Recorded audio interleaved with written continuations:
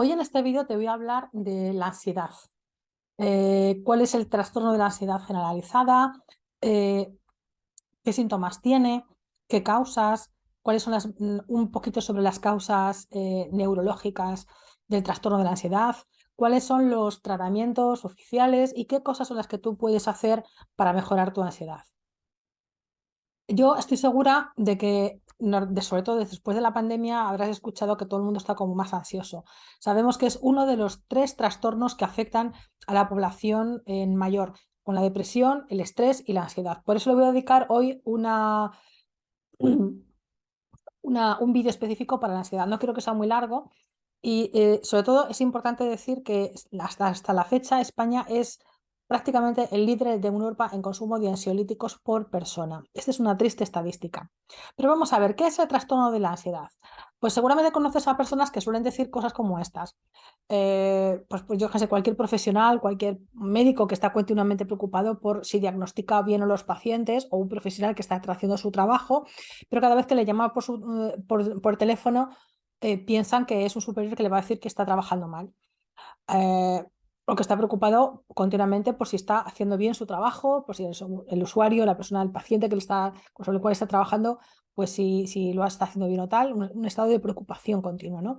Una mujer que está siempre preocupada por si su pareja lo va a dejar, ¿no? Está dándole vueltas, hay vueltas, por si te van a despedir del trabajo o por si alguien de su familia va a enfermar gravemente. Un padre que está siempre excesivamente preocupado por su hijo de un bebé, pues yo que sé que está, que si se va a ahogar por la noche, que si va a amanecer todos los días bien, que si se va a ahogar mientras come, que si ha hecho las cacotas obligadas o que si le escucha llorar se preocupa rápidamente, bueno, ¿qué le estará pasando? ¿Vale? Este estado de hiperpreocupación es un estado de preocupación constante. Se relaciona también con la anticipación de peligros futuros, indefinibles e imprevisibles. Esa es la cuestión, o sea, el estado de ¿y si pasa algo? Una de sus principales características es que es anticipatoria, o sea, me estoy anticipando, vivo en el futuro, un futuro que es probable que no vuelva a darse, que no sucedan todas esas cosas. Es decir, intenta prever un hipotético peligro que puede darse o no. En realidad, la ansiedad es un proceso, un trastorno que engloba varias cosas. Por una parte, procesos psicológicos y procesos fisiológicos. Nos predispone a reaccionar rápidamente a la menor señal de que hay que hacerlo. Hace que el sistema nervioso permanezca en un estado de alerta o de alta activación, de manera que se vuelve más sensible a los estímulos imprevistos o del medio ambiente. Esta es un poco a la que salta. Es una respuesta adaptativa, o sea, en definitiva, necesitamos la ansiedad para ver si respondemos a un posible depredador, a un posible problema, a una inminencia, ¿vale? Es una señal de alarma que si se prolonga mucho tiempo, entonces sí es un problema. Si, que se prolonga mucho tiempo, sobre todo la diferencia entre la ansiedad y el miedo, y es que el miedo es real, es a un enemigo real, a una hostilidad de fuera real, y la ansiedad no es real. No sé si es verdad o no, no sé si es imaginario o simplemente es un miedo simbólico. Ya no es que tengamos un depredador al acecho, sino que es al interactuar dentro de nuestra sociedad, hay muchas cosas que nos pueden hacer sentir vulnerables, débiles o en peligro. ¿Vale? Es importante señalar, por tanto, que básicamente hay dos tipos de ansiedad, para que me entiendas. Una de ellas es totalmente adaptativa y su función es la de prepararnos para enfrentar un peligro o una situación amenazante o simplemente de alto desafío. O sea, es una respuesta instintiva y razonable, lógica, para protegernos ante un riesgo potencial. Con esto permíteme que te diga que un poquito de ansiedad nos viene muy bien porque nos da mejores rendimientos, hacemos mejor los exámenes. Si es un speaker que tiene que dar un speech o un actor que tiene que salir al teatro a hacer su obra, le viene muy bien porque eleva el nivel de rendimiento, un cantante, etcétera. Pero hay otro tipo de ansiedad que es la patológica, y la patológica ya no es tan buena. Aparece simplemente porque no hay un riesgo real, y también ansiedad no hay un riesgo real, es todo ¿y si pasa algo? Me pareció que, aunque no he tenido tiempo, es una respuesta que opera, o sea, la produce el sistema límbico, concretamente la amígdala, es la que, vamos a decir que evalúa, es una memoria asociativa, y en cuanto que ve algo que se le parece a lo que ya tiene, automáticamente larga la respuesta de alerta. Y claro, ahora explicaré un poquito este tema. Claro, a veces se puede equivocar. ¿vale? Y cuando la aparición se mantiene, su aparición de la ansiedad se mantiene muy prolongado en el tiempo, de forma elevada, y ante estímulos que no suponen una amenaza real, es que a veces ya terminas por ver por todas partes problemas, ¿vale? Y ahí ya estamos hablando de una ansiedad desadaptativa o persistente.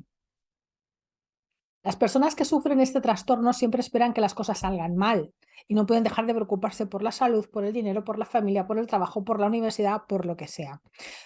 Aquello que genera angustia y preocupaciones constantes es muy variado y es como si la persona estuviera buscando inconscientemente qué puede salir mal y ya nos estamos, doña preocupación, preocupándose. Entonces, a veces cuando este nivel de ansiedad no tiene un desencadenante claro, quiere decir que puede ocurrir que provenga, bueno, ya lo vamos a ver en las causas, que sea debido a algunos medicamentos o algunas enfermedades físicas que nos alteran los niveles hormonales y bioquímicos del cuerpo y por tanto pues te generan ansiedad. Pero bueno, cuando tú no tengas estos padecimientos, entonces no hay una base orgánica, sino que es una base totalmente psicológica. Entonces, en el caso de la ansiedad persistente, la preocupación y las reacciones no se limitan a las que son a lo normal, ¿no? Hay otros trastornos que son parecidos, que es, por ejemplo, la fobia social o la ansiedad social, que es,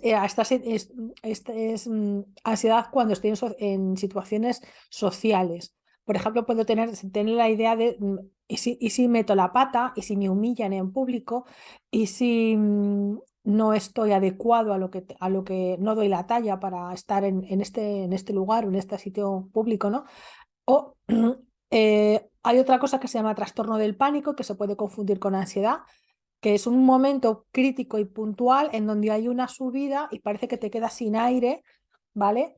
Y sin respuesta, te quedas un poco paralizado. Luego también está otra cosa que se le parece, que son los TOC, los trastornos obsesivo-compulsivo, que son conductas que se repiten obsesivamente, de forma obsesiva, pero porque hay una preocupación única y constante que es la que se repite, ¿no? Pero bueno, a diferencia de todas estas demás, digamos, el núcleo central de la ansiedad es que tienes una preocupación excesiva e irracional de forma persistente. A ver, hay dos. ¿Cómo sé yo si tengo trastorno de la ansiedad? Bueno, pues normalmente, si no ha sido, como te digo yo, según la DSM-5 para diagnosticar el TAG, el trastorno de ansiedad generalizada, si no es debido a efectos fisiológicos o bien de sustancias, drogas, fármacos o una enfermedad, por ejemplo, el hipertiroidismo, ni ocurrir durante un trastorno afectivo, por ejemplo, el estrés postraumático, o un trastorno psicótico, pues entonces sí es ansiedad, ¿vale? ¿Qué síntomas tengo? ¿Cómo sé que lo tengo? Bueno, pues siguiendo otra vez el manual de diagnóstico y estadística de los trastornos mentales, la DSM-5, la ansiedad y preocupación se asocian a 3 o más de estos 6 síntomas siguientes. 1, inquietud o sentirse agitado, fatigarse fácilmente, dificultad para concentrarse o tener la mente en blanco, irritabilidad, tensión muscular y trastornos del sueño, es decir, dificultad para conciliar o mantener o dormir un sueño tranquilo e inquieto. Bueno, a diferencia de la DSM-5, según los criterios diagnósticos de la CIE-10, Organización Mundial de la Salud, OMS, no es necesario que las preocupaciones sean excesivas y difíciles de controlar. Además, se exige la presencia de ciertos síntomas. Y es aquí donde te habla. Pues hay una variedad de síntomas mucho más amplio que probablemente. Pero yo sé lo que pasa. Cuando tú estás hablando de estos síntomas, Dios mío, los tengo todos. Además, toda la gente que tengo alrededor los tiene todos. Porque eso es un poco lo que pasa cuando estás dando estos vídeos, ¿no? Que de repente lo tienes. Bien, a ver, todo lo que tenga que ver con el sistema autónomo, síntomas relacionados con el sistema autónomo. Palpitaciones, taquicardia, sudoración, temblores, sacudidas, esa pierna inquieta, ese pie que no que está ese ojo que está titilante aquí, sequedad en la boca. Vuelvo, repito, no por deshidratación, no debida a la medicación. Síntomas relacionados con el pecho y el abdomen. Dificultad para respirar, sensación de ahogo, dolor o malestar en el pecho, náuseas o malestar abdominal, problemas digestivos. Las emociones están directamente relacionadas con la función del aparato digestivo y la ansiedad perpetuada acaba por causar calambres, retortijones, dolor puntual, náuseas y algo que es mucho más grave, que es la inflamación crónica. ¿Ves? La permeabilidad intestinal, la indigestión y otros trastornos digestivos que hay una barbaridad. Ir relacionados con el estado mental, bueno, pues tenemos esta sensación de mareo, de inestabilidad, de desvanecimiento, de desrealización o despersonalización, miedo a perder el control, volverse loco, a perder la conciencia, miedo a morir, el perfeccionismo exagerado.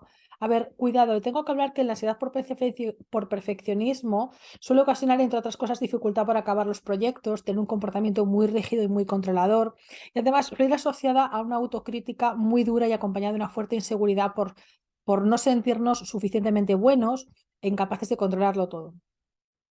Pero bueno, estoy segura de que ya has pensado en alguna persona o que a ti en algún momento te ha pasado esto.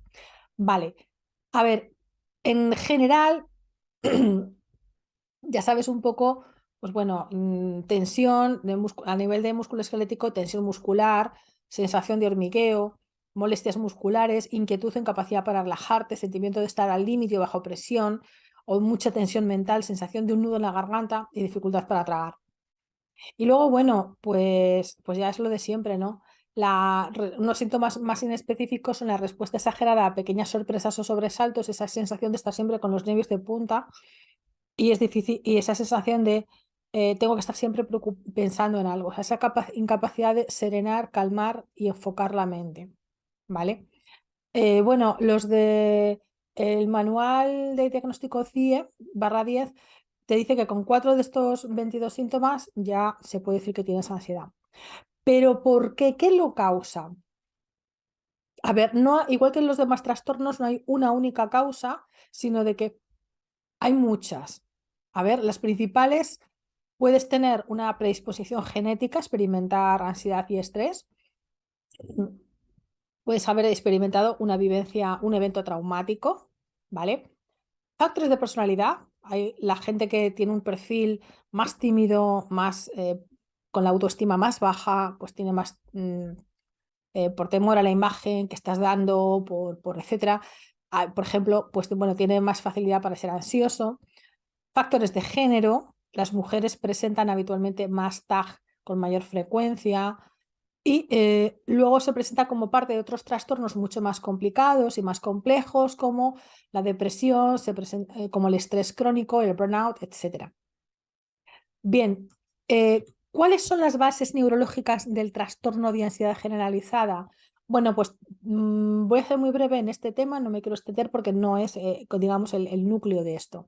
Las áreas cerebrales específicas asociadas con la ansiedad son la amígdala, que es una cosita que está aquí dentro, a la altura de la oreja, en el centro del cerebro, la corteza prefrontal, el tálamo y el hipocampo.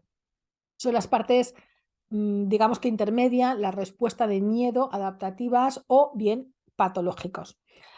Además, la neuroimagen, los estudios por neuroimagen y los estudios farmacológicos nos han señalado el camino hacia el conocimiento de la neurobiología de la ansiedad. Y está asociado con una activación más baja de lo normal de la corteza prefrontal y el córtex del cíngulo anterior. Digamos que toda esta parte del raciocinio está un pelín desconectada y toma el control más la amígdala, ¿vale? Esto lo podemos revertir, ya te explicaré luego cómo. A ver, la amígdala es el órgano del cerebro que está dentro de aquí, lo que le llamamos el cerebro emocional, para que te hagas una idea, que es todo lo que tiene que ver hipocampo, amígdala y tálamo. Esto es aquí donde está el organito, en donde está la asociación estímulo-respuesta. Es un cerebro que aparece bueno, nada más nacer, o sea, ya es un cerebro que está activo por asociación emocional desde que nacemos, y entonces no evalúa, porque digamos la respuesta de evaluación racional, todo el córtex prefrontal entra más tarde en funcionamiento en el cerebro del niño, la parte evolutiva desde que van haciendo. Bien, te voy a explicar un poquito habrás escuchado cortisol y adrenalina, las hormonas de la ansiedad. Una vez que el cuerpo se apodera de la tensión, he visto una cosa por la visual y aquello es problemático, me huele que y me anticipo una serie de acontecimientos. Pero ya mi cuerpo entra en tensión. El hipotálamo ubicado en el cerebro envía una señal a las glándulas suprarrenales, que están, unas glándulitas que están encima de los riñones, y para que procedan a liberar varias hormonas al torrente sanguíneo, adrenalina y cortisol. Esto me prepara el cuerpo para la acción de huida o lucha. Luego después, en unos segundos después, casi de manera inmediata, el cuerpo aviva la respuesta física cuando se contraen los vasos sanguíneos de todo el cuerpo y direcciona la sangre mediante el corazón, pulmones a los grupos musculares más grandes. Esto es huida o lucha, ¿vale? Entonces esto me permite tener una reacción física en poco tiempo. La respuesta de alerta está completamente preparada. Pero claro, si esto permanece así durante largo tiempo, días, semanas, el cuerpo se agota. ¿Qué puedo hacer? Bueno, pues primero te voy a hablar de los tratamientos oficiales para este desajuste. Eh, bueno, que hay dos tratamientos oficiales de toda la vida. Por una parte tenemos la psicoterapia y por otra parte la psiquiatría nos da medicación. La medicación, desgraciadamente, es muy barata, mientras que te la recete cualquier médico de cabecera, ya la puedes empezar a tomar, pero es un previo, un paso previo para luego poder meter psicoterapia, porque a veces estás tan revuelta, tan alterada, con tan alto nivel de alerta, que es que no puedes parar la atención, no puedes centrar en un tratamiento de psicoterapia. La psicoterapia, que es la terapia conversacional o hablada, ¿vale? La más conocida y la que aparentemente funciona bien es la terapia cognitivo-conductual. Bien, es un tratamiento a corto plazo que se enfoca en enseñarte técnicas específicas para mejorar tus síntomas y poder gradualmente volver a las actividades cotidianas. Normalmente tenemos aquí la técnica de desensibilización sistemática que te va desensibilizando. ¿Qué ocurre? Que a mí me sensibiliza para estar más tranquila, la respuesta fisiológica la condiciono para estar más tranquila ante determinados estímulos, pero no estamos abordando todas aquellas esas vocecitas interiores, esas creencias que sustentan todo ese problema, toda esa respuesta de ansiedad. No están abordando todo esto. Entonces, mientras que no esté abordando, pues va a llegar un momento en donde este condicionamiento que yo acabo de hacer se me puede soltar, se puede desvanecer. Los medicamentos, se usan varios tipos de medicamentos. Están los antidepresivos, que también se utilizan para tratamientos de la ansiedad también. Hay una cosa llamada busipirona y en ciertas circunstancias se pueden utilizar solamente a corto plazo porque generan una dependencia enseguida, benzodiazepinas o betabloqueantes. Pero remarco mucho que estos son medicamentos sirven de alivio a corto plazo porque luego se produce una adaptación y necesito tomar más dosis y realmente no están diseñados para usarse a largo plazo, sino para entrar en los primeros días antes de meter psicoterapia, ¿vale? Bien, además de los tratamientos formales, ¿qué más puedo hacer? Porque a mí, tú puedes estar pensando, ya, pero es que yo no quiero tomar medicamentos, yo quiero hacer otras cosas. Bueno, pues que tienen cola. Pues mira, la super herramienta es la meditación. Puede ayudarte a combatir la ansiedad y el estrés que tengas en la vida moderna. Está surgiendo como una herramienta muy útil para hacer frente a las demandas de la vida cotidiana. Bien porque tenemos hiperestimulación y eso ya nos activa el nivel de respuesta porque tenemos muchos estímulos, no solamente el móvil, las pantallas que estamos diciendo que está activando pues la dificultad para parar la atención, el estado de hiperalerta continuamente con bombardeos de noticias que parece que se está acabando el mundo y en una ciudad con tan ruidoso, con tantos ruidos, con tanto gente a nuestro alrededor, todo este estado de hiperestimulación nos ayuda más bueno, la seguridad ciudadana que tenemos, bueno, la seguridad a nivel económico o mundial, ¿no? Esta sensación bueno, de estas noticias catastrofistas que ocurren siempre. Bien, nos está ayudando mucho a enfocarnos en el aquí y en la ahora. Si hemos dicho que la ansiedad es una anticipación del futuro catastrofista, lo primero que nos ayuda la meditación es enfocarnos en el aquí y en el ahora, ¿vale? Por tanto, me ayuda a sostener la atención sobre, sobre el aquí y el ahora. Nos enseña a respirar de forma consciente. El patrón respiratorio con la ansiedad es torácico, o sea, es superior, y estamos utilizando únicamente esta pequeña capacidad pulmonar y de repente con la respiración consciente utilizamos la respiración diafragmática que nos hace lentificar el organismo, lentificar la tasa cardíaca y esto va arrastrando el resto de la neurofisiología del organismo. Lentifica la tasa cardíaca y arrastra los demás parámetros fisiológicos ayudando a lentificar todo el organismo, a oxigenarlo. Por supuesto, te hace sostener la respiración, o sea, la atención sobre tu respiración, detiene los pensamientos intrusivos, estos catastrofistas, irracionales, los ISIS, ¿vale? Te enseña a estar en calma, allá donde lo necesites, no solamente cuando estoy en mi burbuja, en mi habitación, con el paréntesis donde no me molesta nadie, sino que lo puedes poner en práctica en un atasco en el tráfico, cuando vas a hacer una presentación, cuando vas a tener yo qué sé, cuando tu jefe te llama por teléfono y dices, oh Dios mío. Puedes empezar a respirar, puedes empezar a poner este foco en el aquí y en el ahora, ¿vale? Sí, fíjate, ya en los primeros 5 días de su práctica, al quinto día ya empezamos a tener silencio neuronal. Empiezas a ver como las áreas de tu cerebro que están pensando, que están pim pam pam, como una pelota de ping pong que se ha vuelto loca dentro de un recinto de pádel. Bueno, pues empieza a silenciarse y esto está documentado con técnicas de neuroimagen. Te hace activar la emisión de oxitocina. El cuerpo empieza a activar porque se establecen, digamos, cambia la bioquímica de tu cuerpo, ¿no? La oxitocina es la hormona contraria al cortisol. Si el cortisol me hace activarme todo el organismo, la oxitocina hace que se vaya relajando, lentificando la hormona del amor, del gozo, del disfrutar, del disfrutar genuinamente, ¿no? Y nos ayuda a reducir este nivel de cortisol en sangre más rápido, casi que un fármaco. Es una cosa que tú es portable, como yo digo siempre, la puedes hacer tú mismo, no necesitas supervisión. Una vez aprendida la técnica, no necesitas más supervisión de un psicólogo, de un terapeuta, de lo que sea. Te ayuda a estar más relajado, relajación fisiológica, y te ayuda a reducir todas esas molestias físicas y ayuda a poner las cosas en perspectiva para tomar mejores decisiones y hacer frente a las que sí ya sean de verdad situaciones difíciles. Además, tras una práctica regular, vas a notar como no solamente los efectos se circunscriben a esos 15 minutos, 30 minutos en donde estás realizando el momento de la meditación, que es como un paréntesis KitKat dentro del día cotidiano, sino que los efectos se empiezan a contaminar o a aromatizar el resto de tu día.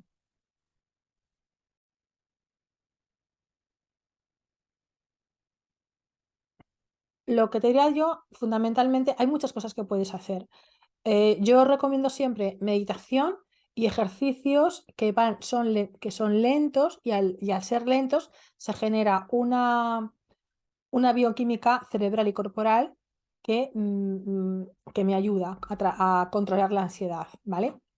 Bien, eh, ¿qué otras cosas puedo hacer yo si tengo ansiedad generalizada? Bueno, yo te voy a hacer aquí un repaso simplemente de 6 o 7 cosas. Lo primero es controlar tus preocupaciones. Parecerá muy tonto, pero es una cosa que yo aprendí a hacer cuando estaba trabajando bueno, en uno de mis trabajos.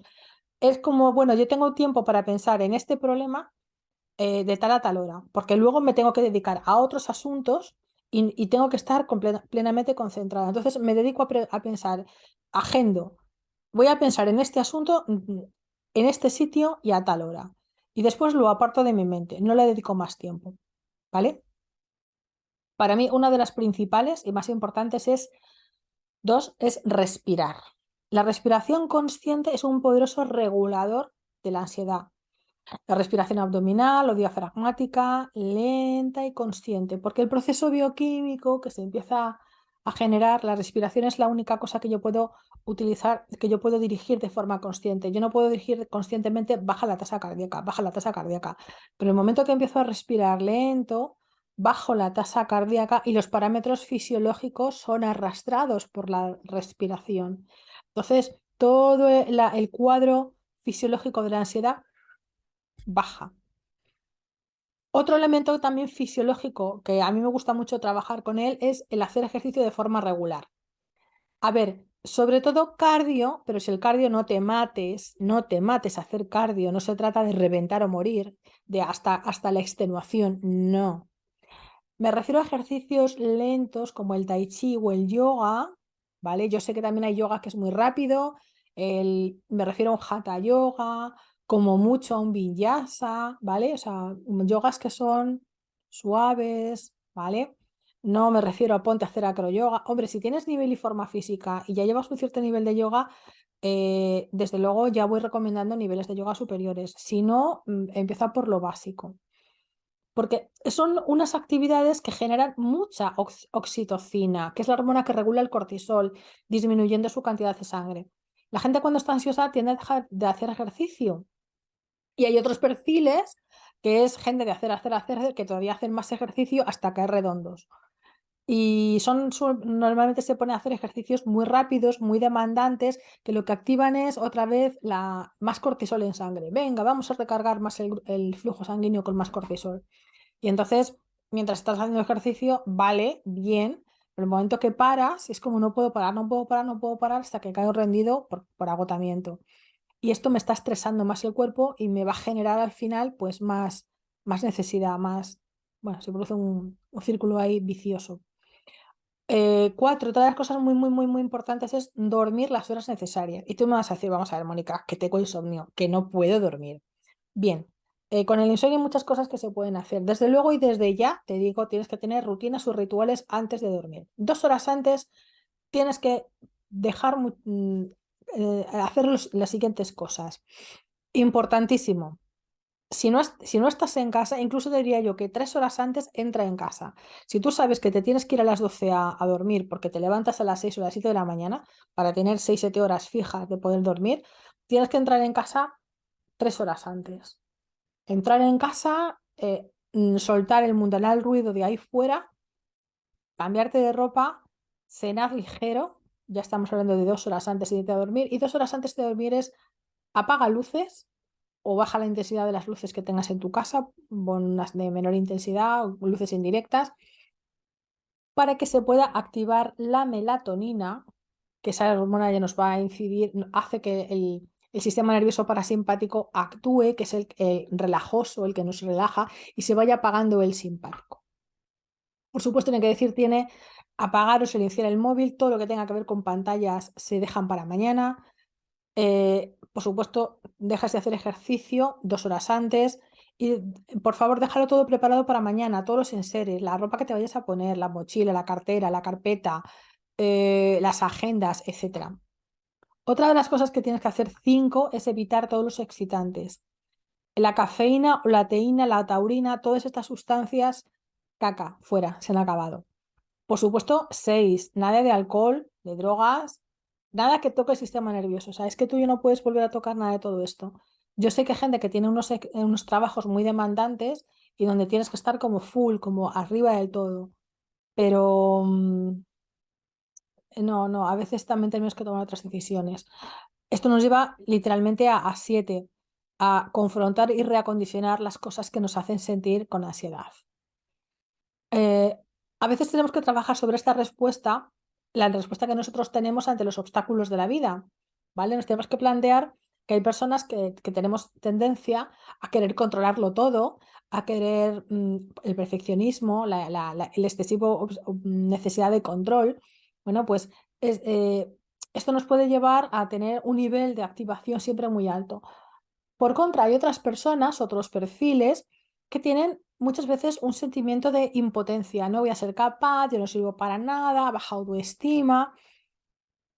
Entonces, bueno, pues estas personas también van a tener una ansiedad porque cualquier cosa es hiper demandante, hiper hostil. Entonces, claro, pues me veo con que estoy en un mundo muy complicado para, para mi baja autoestima y mis pocas capacidades de afrontar o de manejarme dentro de este mundo. También puede pasar que hay otras veces que uno vive rodeado de personas que nos intoxican. Y es que, pum, pum, la gota a gota esa, pues ya llega un momento en que desgasta. Y otras veces, pues es el entorno social y general que es por sí ya es tóxico, ¿no? Entonces, bueno, pues te pueden provocar estar en un ambiente laboral tóxico y no te digo que te estén haciendo mobbing, pero sí que sea un ambiente muy, muy difícil, o en un vecindario, en un barrio muy complicado, o en un momento social como el que vivimos después de la pandemia, ¿no? Y por eso te digo que hoy en día hay un estado de ansiedad generalizado pospandémico, ¿no? Porque hay mucha incertidumbre, hemos tenido que cambiar muchas cosas en nuestra vida, hemos perdido muchos seres queridos, muchas personas nos hemos enfermado, nos hemos recuperado mejor o peor. Hay mucha infoxicación y seguridad en el trabajo, en las finanzas, en la vida política, económica. Hay como un miedo generalizado que se está instalando en la sociedad y que hemos normalizado. Y como lo hemos normalizado, ya no lo sientes, pero nos deja una compañera silenciosa, la ansiedad y este miedo generalizado a todo y a nada. Bien, pues espero que este vídeo te haya servido.